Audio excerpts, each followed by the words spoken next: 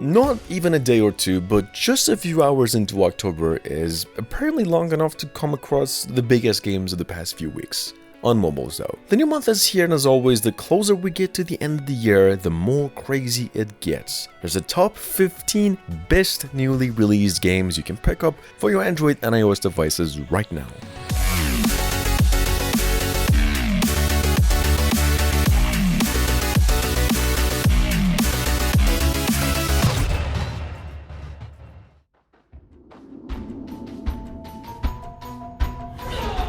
Number 1, coming from the same developers of the god-tier famous Dark Riddle offline action-adventure games after years of wait, we've got over here the company's second and new work, Strange Hill, which is all over again the same deal, another action-adventure console-quality port of a PC game that's still in the making, but on mobiles, already out. This game's divine in feel, huge, works with the controller offline, and this is legit in-game footage.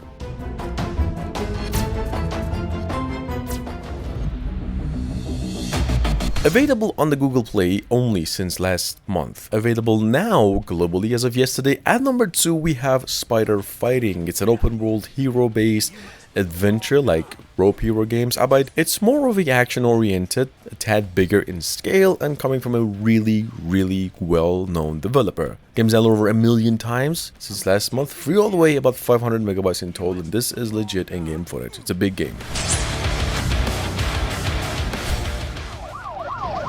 Downloaded over 1 million times. Quick mention over here. Number 3 we have The Chase Hit and Run. This is actually an open world driving and an adventure game. Very well designed and smooth game overall, and has many things that you can do to keep you busy. It's a free one, but 300 megabytes in total. Moving on. Been out for almost a year now, finally globally available since a few days ago. We've got Fantasy of Esula. This is a adventure, or you could say story-based first-person shooter. It's coming from the same developers of the famous Beat Blade, a game downloaded over 10 million times, one of the most fast-paced mobile games of all time. The company's latest work over here, though, is just the same as fast, but in first person. Very vibrant looking, free all the way. It's about 1.5 gigabyte in total. It's playable online too.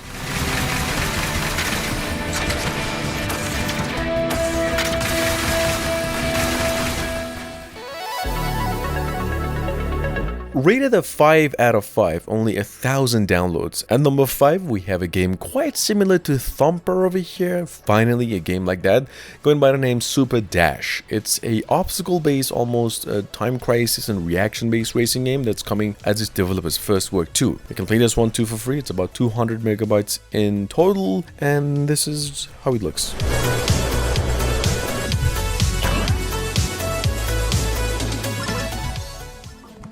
Welcome back to Storyteller.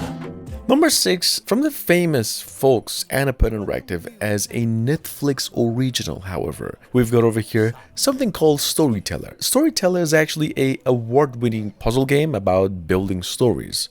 You start with a title, setting, and character, and you create a story, then take it forward with random encounters across each playthrough with a different outcome. It's a puzzler, narrative, and an adventure in pace. Whole thing's about 700 megabytes in total, and you can actually play it offline. Possibilities. Unleash your imagination. Rejoice.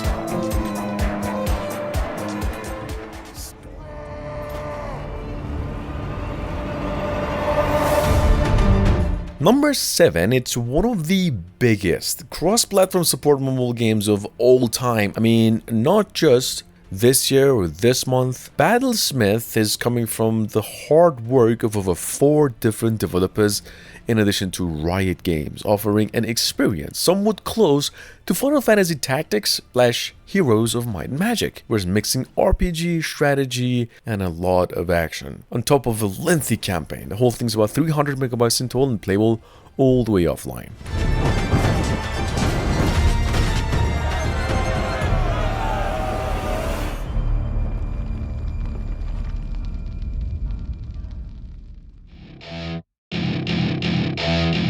If you like survival crafting RPGs or games like State of Survival, the mobile game, Last Impact over here has been around for a few days now, and it's so far regarded as one of the best multiplayer games of its own kind on mobiles. The premise is a lot like the Mad Max world or the post-apocalyptic setting of it, except you fight zombies and you can choose where to go. It's a good game, about 1.3 gigabytes in total and playable online.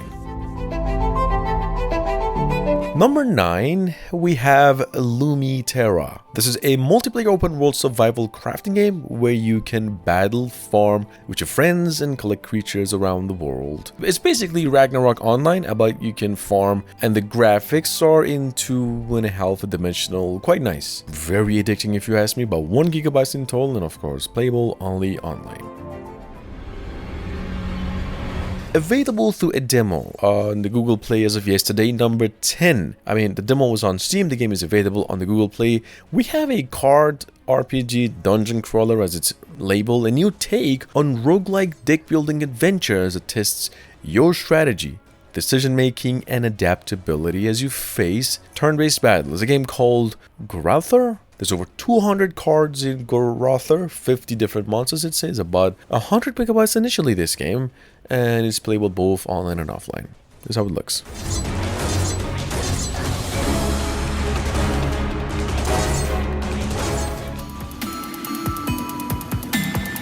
Coming as the first work of its developers too, if you didn't like the first game in the list today, we have an even longer action-adventure game going by the name Snailio. I mean, as opposed to a person, in this one you play as a snail. It's a mix of Kirby, Mario, SpongeBob, and even Pokemon. A quite hefty in campaign, the story is cute. You can play it offline with a controller. The only downside is you have to pay a $1 fee to be able to do all that, since it is the only paid game in the list, so keep it in mind.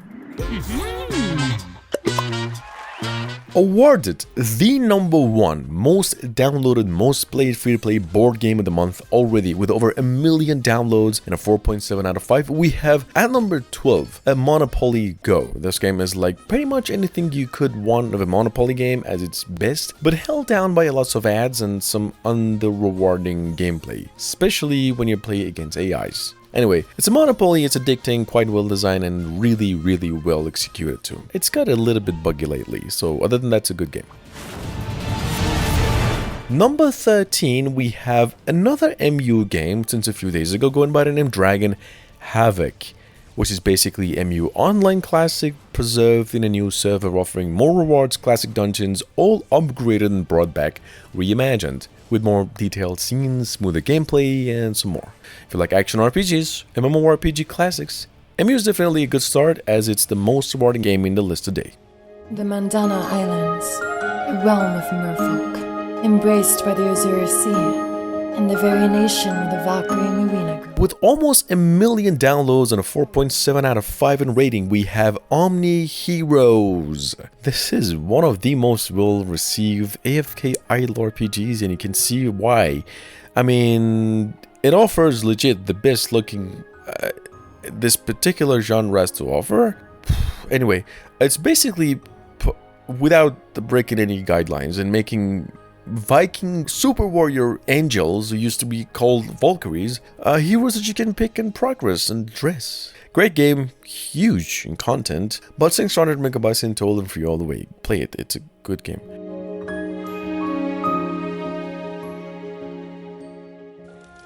The merfolk realm engulfed by the abyss. The soulful song paid with the sacrifice of our kind. And last but not least, we have Box Head, one of the richest action roguelike zombie survival shooters we came across these past few days. That's downloaded over 10,000 times on the Play Store alone. It's a smooth game and even more addicting in pace, ton of items to unlock, find, enemies to learn and deal with, and all that are for free. It's not a pay to win unless you really are power hungry. In that case, there's some things you can have with real money. Thanks for watching.